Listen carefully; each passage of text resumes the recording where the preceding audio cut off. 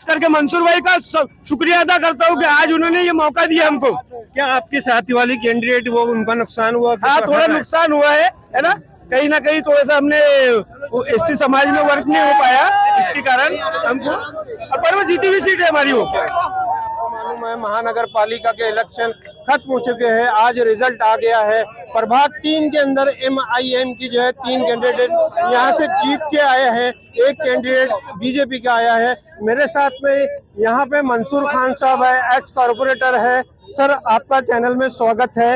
ये जश्न आपके चौक पे मनाया जा रहा है, ये MIM का जश्न है, क्या आपने स्वागत किया है? जी हाँ, मैंने स्वागत किया है। और सब में पहले प्रभाग क्रमांक 3 के मुस्लिम समाज, हिंदू समाज, बौद्ध समाज और जितने भी समाज है, मैं उन लोगों को धन्यवाद देना चाहता हूँ कि उन्होंने जो फैसला लिया है, अच्छा फैसला लिया है। मुझको ये बताइए, कांग्रेस पार्टी सीनियर लोगों को दरकिनार साइड लाइन क्यों कर रही है? अब मुझे ये तो नहीं पता, हालांकि मैं 25-30 साल से कांग्रेस में हूँ और डॉक्टर नितिन राउत साहब के नेतृत्व में मैं काम करता रहा। अब मुसलमानों को वो किनारे क्यों कर रही है, इसका जवाब तो मैं नहीं दे पाऊंगा। हाँ, लेकिन इतना जरूर कहूंगा कि जो कांग्रेस ने जो सीटों का जो वाटअप किया, मेरे हिसाब से वो सही नहीं हुआ।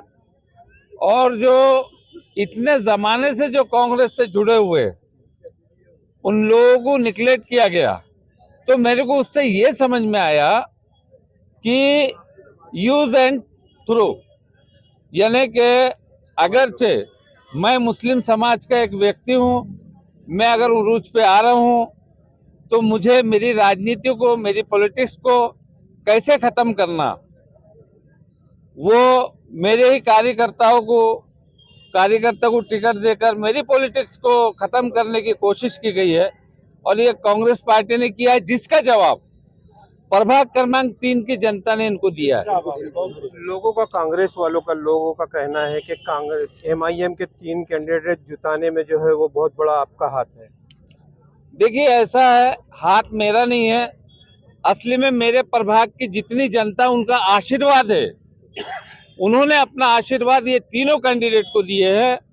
और उन्होंने, देखिए, मतदान जो होता है वो एक गारंटी होता है, वो एक प्रूफ होता है, वो एक सबूत होता है कि जो अच्छा व्यक्ति है उसको चुनने का काम हमारा मतदान करता है। और वही काम जो है प्रभाग क्रमांक 3 की जनता ने किया है। कांग्रेस वालों का और ये भी एक आरोप है कि हमने मनाने की आपकी बहुत कोशिश की है, लेकिन MIM वालों ने आके आपके एक ही बार में मना लिया और आज रिजल्ट ये देखने मिल रहा है। नहीं, मैं आपसे ये कहना चाहता हूँ कि मैं 30-35 साल से जो भी मैंने सेवा किया है, तन मन धन से कांग्रेस की सेवा किया है। मैं सिर्फ ये पूछना चाहता हूँ, और मेरे एरिया की जो जनता है वो ये पूछना चाहती है कि मंसूर खान को क्या मिला। मंसूर खान क्या दरी उठाने के लिए, मंसूर खान क्या चेयर उठाने के लिए, मंसूर खान क्या सिर्फ इस्तेमाल करने के लिए? जब तक मंसूर खान को पावर नहीं देंगे, मंसूर खान का समाज किसके पास जाएगा? कब तक हम लोगों की गुलामी करते रहेंगे? हमने आने वाले जो पिछले इलेक्शन गए हैं नितिन राउत साहब के साथ, आपने कंधे से कंधा मिला के उनका साथ दिया है, तन मन धन से साथ दिया है, तो क्या ये सिला आपको मिला है? देखिए, मैं एक चीज और यहाँ कह दूं कि पार्टी से हटके डॉक्टर नितिन राउत साहब से मेरे पर्सनल संबंध है और आज भी मैं उनकी बहुत इज्जत करता हूं और कल भी करता रहूंगा। लेकिन मेरा एक सवाल है, मुझे अफसोस इस बात का है कि जिस व्यक्ति ने अपना पूरा जीवन दान कर दिया कांग्रेस को, उस आदमी को आप, यानी आपने बिल्कुल मक्खी की तरह पानी में से, दूध में से निकाल के फेंक दिया। ये तो मेरे साथ में कोई इंसाफ नहीं हुआ। अब प्रभाग 3 का जो है समीकरण चेंज होने वाला है, क्या इस पे गौर व फिक्र होगा?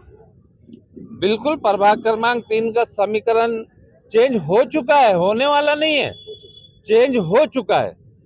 थोड़े से किसी वजह से एक सीट MIM की रहेगी, वरना चारों सीट यानी कि पूरा पैनल MIM का यहाँ पर होता।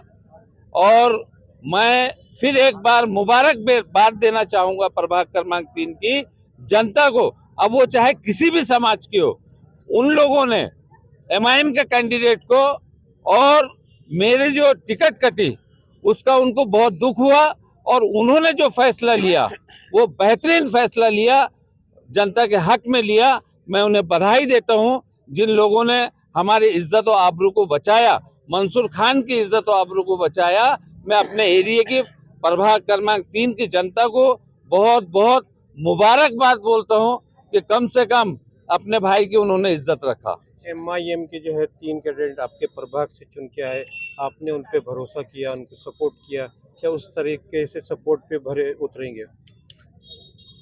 देखिए, मैंने अभी थोड़ी देर पहले बोला आपको कि मतदान जो है वो अच्छाई का सबूत देता है।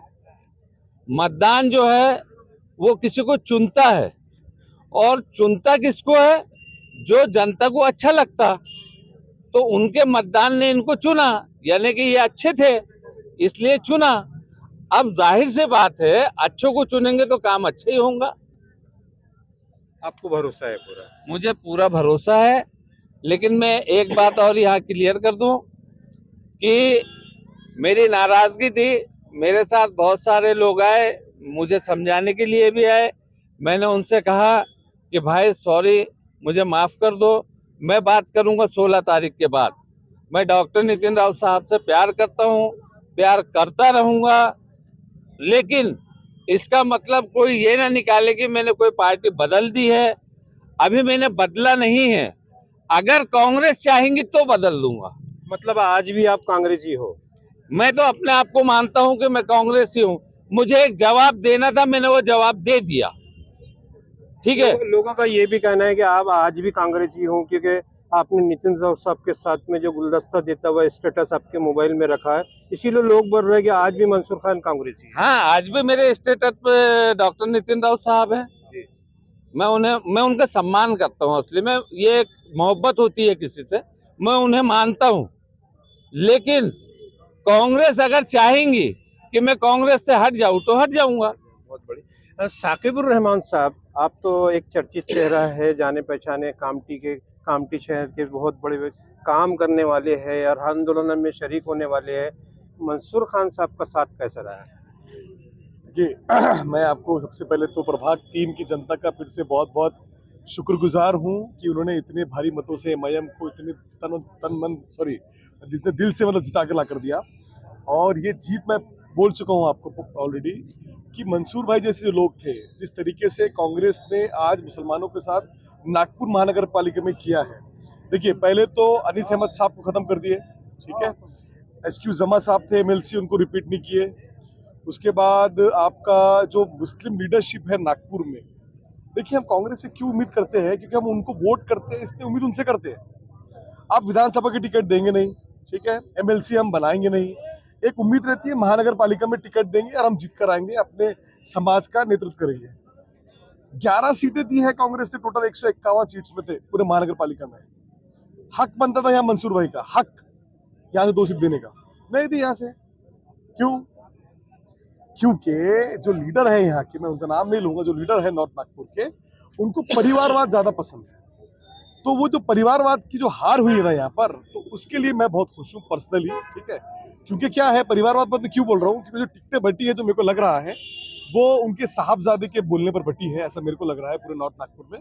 तो ये उसकी हार है, एक तरीके से उनकी हार है इस चीज को लेके। अभी उनको सोचना पड़ेगा कि कैसे मंसूर भाई जैसे लोग को वापस लाया जाए। वो तो आज भी कांग्रेस में बोल रहे, बहुत बड़ी बात है।